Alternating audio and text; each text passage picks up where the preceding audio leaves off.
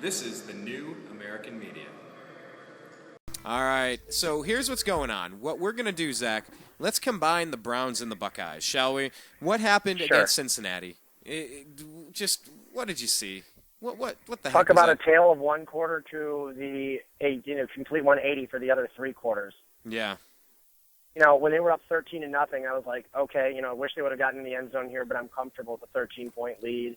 Yeah. And then suddenly you had that pick that Campbell threw right to James Harrison, and suddenly 13-7, 2 block punts. Cincinnati's offense didn't move the ball all game. Right. And Joe Hayden with 2 picks was looking great. It was our special teams blew it, and our offense looked terrible. So I'm really expecting a rebound against Pittsburgh. Pittsburgh's defense has just been horrendous this season. And, I expect the Browns, I don't think they're going to be stacking in the box, against the run against Pittsburgh. I don't think they will have to worry too much about Le'Veon Bell. But I have a feeling they're going to get to Big Ben, and they're going to get to him a lot on Sunday. I expect the Browns to win that football game on Sunday. Pittsburgh's a perfect matchup for them. Well, it was a shame. This was one of the biggest games that we've had in a long time against the Bengals. We really laid a goose egg. Jason Campbell looked like Brandon Weeden out there. I've never seen so many dump-off passes since Brandon Weeden. But they're not out of it. I mean, here's the thing. If you go and beat Pittsburgh this week, you have Jacksonville next Sunday. It's right back at 6-6. That'll probably put them in a tie for the wild card spot, and they still face the Jets in New York. So I don't think it's anything to panic about. I really don't. It was a bad loss. It cost them the division, but it did not cost them a wild card spot. Okay. Well, this team is not going to win a Super Bowl anyways this year. I'm just saying it like it is. They are potentially a playoff team. I really hope they are. But I'm not expecting them to go out there in the first round of the playoffs and go and beat a team like New England or go in, and beat Cincinnati it's possible. If you face Cincinnati in the first round of the playoffs, there's a decent chance you're going to beat them. But this team is not going to beat Denver, in the playoffs, so I don't think it's something we really have to worry about. But, I'd love it if they did. Now let's just switch gears because it was frustrating enough watching what happened to the Browns. I had my thoughts and I tweeted them out. Make sure you're following us at American_media_. We tweet live during the Browns games and send your favorite tweets. Just tag us, and that includes you, Zach. Just tag at American_media_ when you got something really interesting and funny to say, and we like to retweet those to our 17,000 or whoever's following us at that time. But let's talk about the Buckeyes for a second because we're sitting here at number 3 on the outside looking in on a national championship.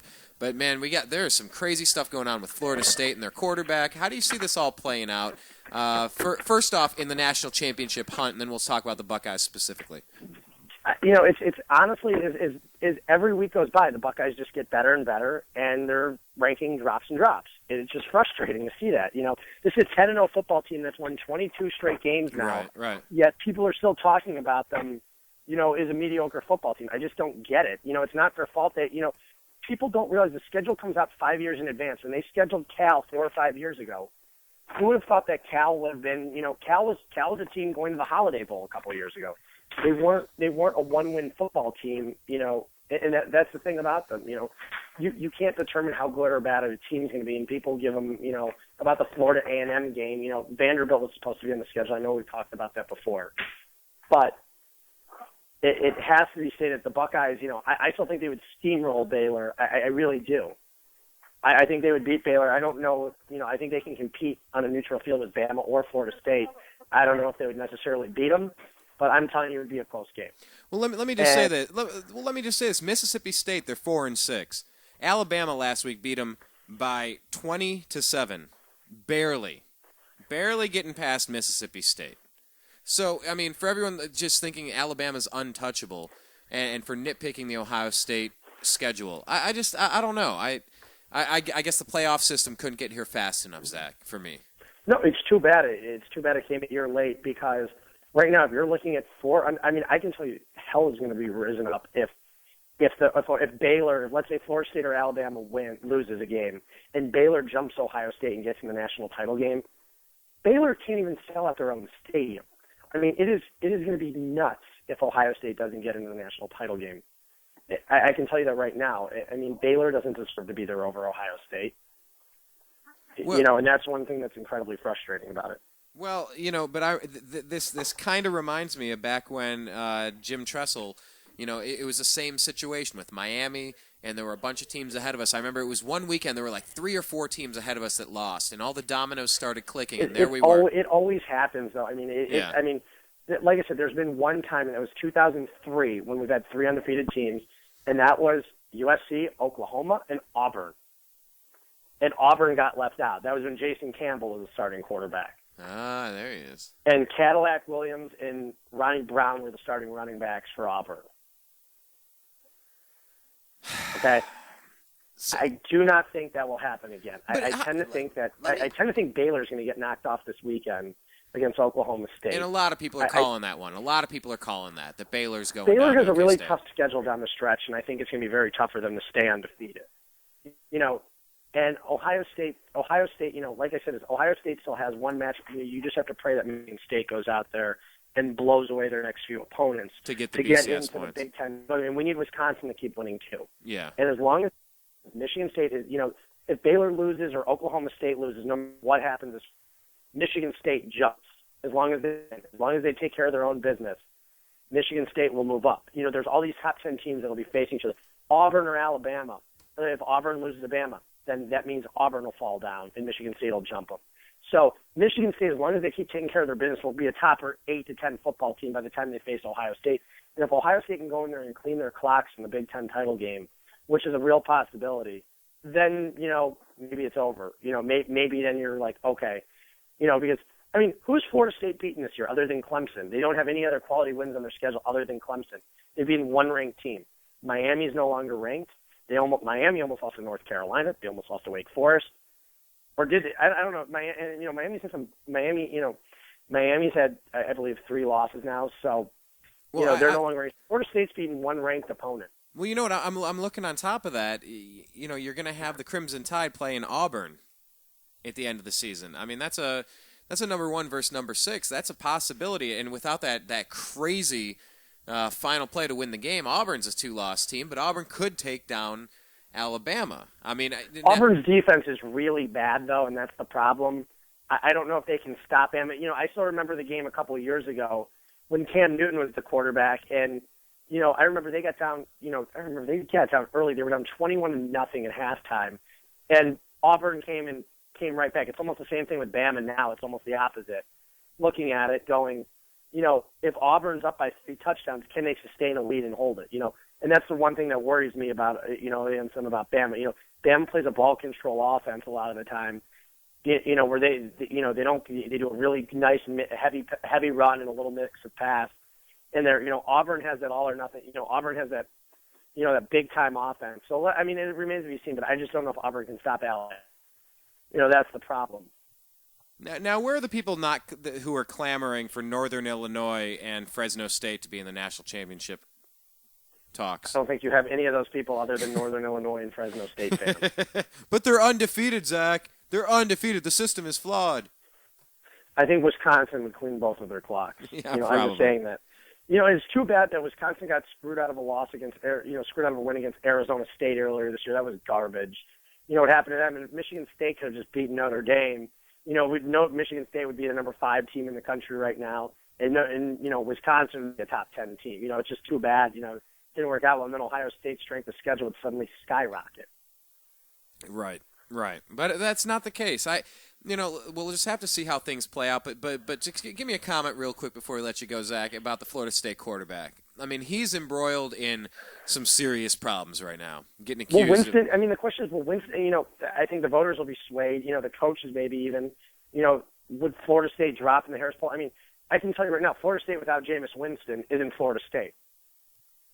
If he somehow doesn't come out there, you would hope if he does get suspended or doesn't play, that it would be for the ACC title game or something.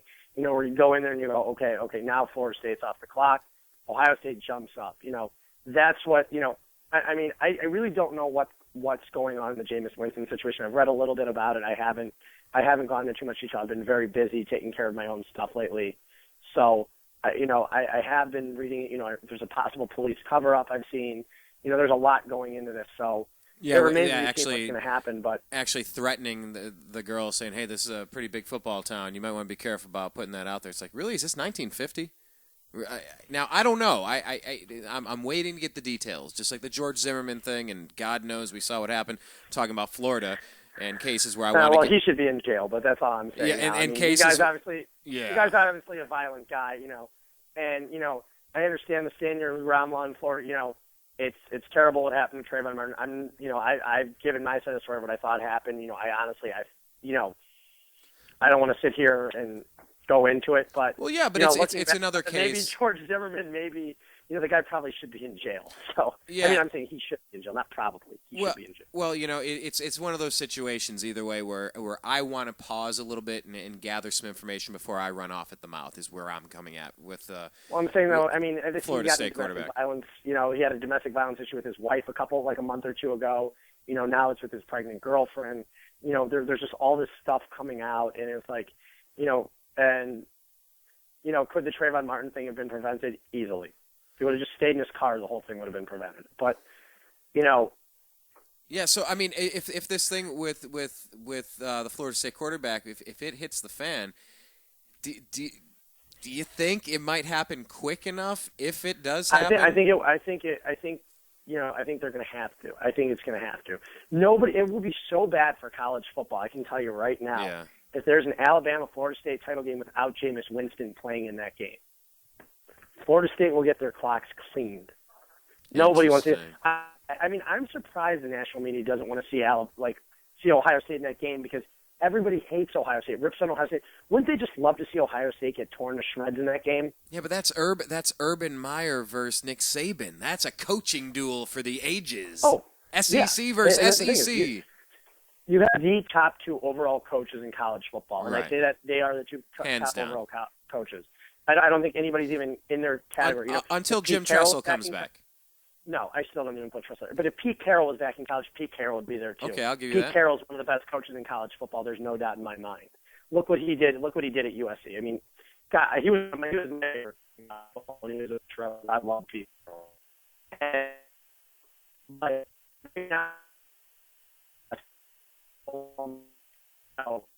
And that's what you have to look at is, these are the top coaches in college football. Why wouldn't you want them facing each other? Well, why would anybody want to see Baylor, Alabama? That game is going to be 42-10. I guarantee it. It should be Baylor and Florida State without their quarterback.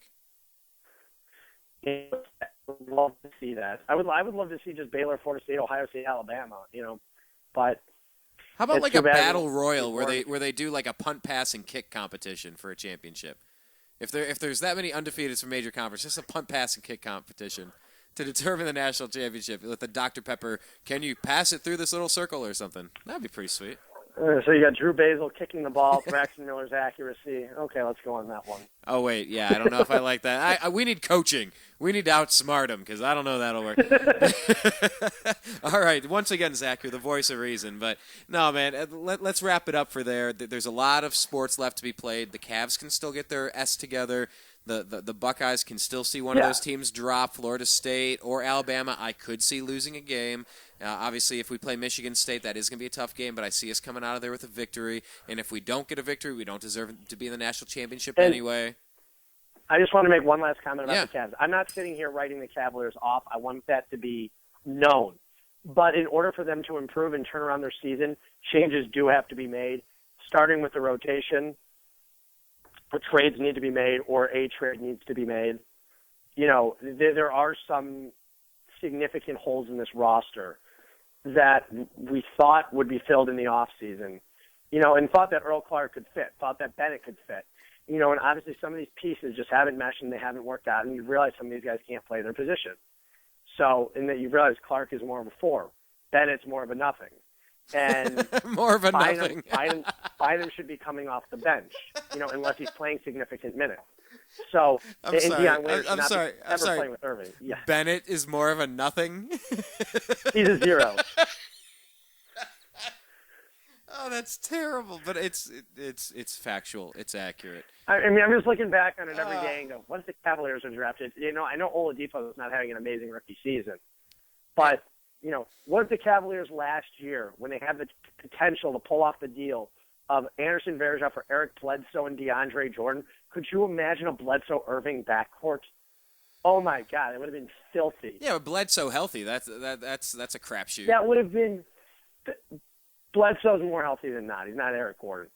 Okay. Bledsoe and Irving would have been the most fun backcourt to watch in the entire NBA. And look what he's done with the Suns this season. He's been phenomenal. I've always liked Bledsoe, and it's too bad Verzor got hurt last year because the Cavaliers would have had that would have been another thing. Bledsoe and LeBron are boys too. That would have this team would have been so much fun to watch with Bledsoe and Irving in their backcourt. Well, look, let's hold our breath, cross our fingers, and see if the Cavs can get their act together. Let's hold out faith until they're statistically eliminated, and let's just hope they don't end up somewhere in the middle of the pack where it hurts us in both ways. We don't get the draft pick, and we don't get the playoffs in LeBron. So, look, I'm with you. We'll see how it plays out. There's a ton of sports left to be played, and you totally nailed it. The Cleveland Browns, a couple of games away from being 500 again and right in the thick of the playoff. They're a game out of the wild card. That's all you have to think about. They were a game and a half out of the division. They're a game out of the wild card now. All right. Well, Zach, let's wrap it for here. By the way, I just want to put for the record, last week we did not make a bet. We did not make a prediction on the Cleveland Browns game. We did not predict. And look, see what happened? You said this was your theory. You figured if we did not make a prediction, we were going to win. That didn't work. So let's make a prediction. Well, I think they're going to win this weekend. I do think they're going to win. Are we going to put up some points? What's the score? I think they will. I think they're bound. I bet you they put up 24 to 27 points. Pittsburgh's defense is miserable. I'm going to say 27-20. Wow, really? Because that's exactly... Yeah, 27-20 Browns. Those are Depending exactly... on the weather. Now, if it's a snowstorm, drop that to 17-13. But I'm going to take the Browns in this one. I think they'll be able to move the football as long as it's not terrible outside, as long as the weather's not terrible. But, I think they should be able to move the football. I'm going to say 27-20 Browns. Wow, you know what? What's hilarious? I think we're starting to get like that mind meld thing because I was going to go 27-20. The exact same things that we're all in sync again. People are going to think we talked before the show. Well, like we actually do show prep? That's what professional shows do. Come on, Zach. I'm not in that group. That's why we're the new American media. We make this up as we go. No, man. But yeah, I'm going to call 27-20. Good guys. Maybe Jason Campbell looks downfield a little bit more and remembers he has a badass tight end in Jordan Cameron and actually throws it to him a few times. That'd be fantastic. So, all right, that would be lovely. Well, hey, Zak Baris, happy birthday to you from all of us here at the New American Media and all of our listeners. Thank you. Happy, happy, happy birthday, good sir. And we'll bring you back again as soon as possible. Go Browns, go Cavs, go Buckeyes, and you just have a really good weekend. Catch up on some rest and have some fun, will you? Will do. Thanks a lot, Brian. All right, take care, Zach. Appreciate you. There goes Zak Baris. Follow him on Twitter. He's at ZBaris. Follow him at ZBaris. Special thanks to. Yeah, that was a really cool show we did. If you didn't check it out, go on our homepage, thenewamericanmedia.com, and check it out. We talked to Ty Bollinger. He was a special guest sitting there hanging out with John B. Wells, who was in Dallas with Alex Jones for the JFK 50-year remembrance. And now, yeah, I know. I'm gonna break rank here. I just want you to remember why we do what we do and why we blend these together. I know. I'm gonna bring this in.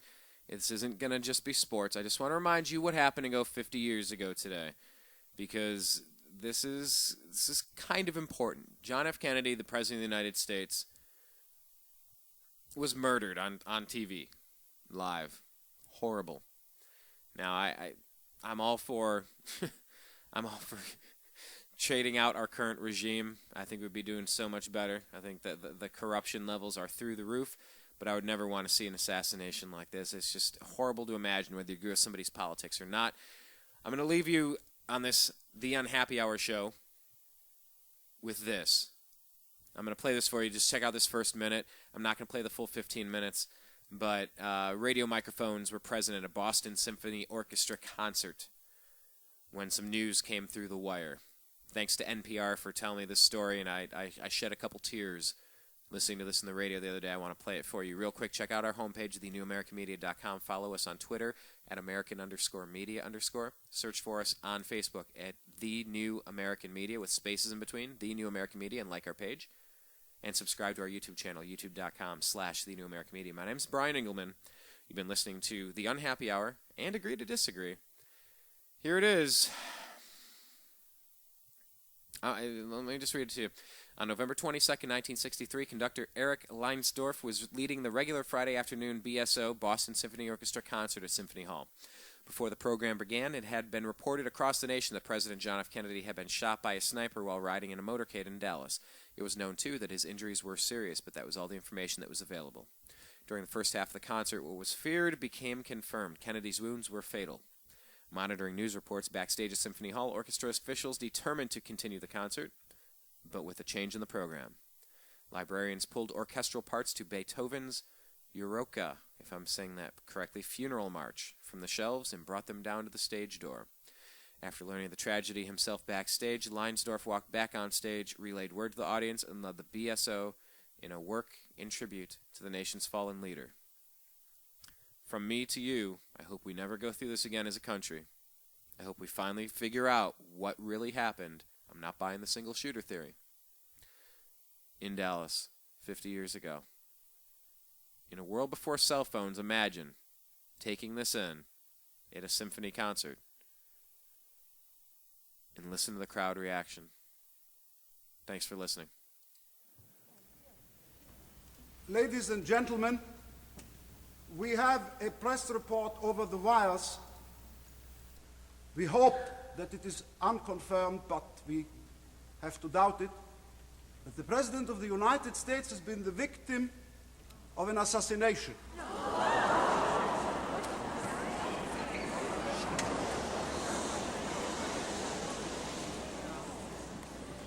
We will play the funeral march from Beethoven's Third Symphony.